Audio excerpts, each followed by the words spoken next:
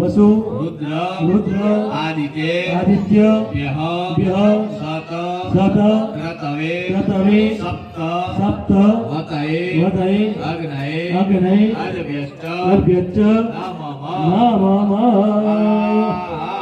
अस्य स्मरणमात्रेण जन्मसंसारबन्धनात् मुच्यते नमः तस्मै वैष्णवे प्रभविष्णवे बोलो रामचंद्र भगवान की जय। जलैः शीतलीकरणम्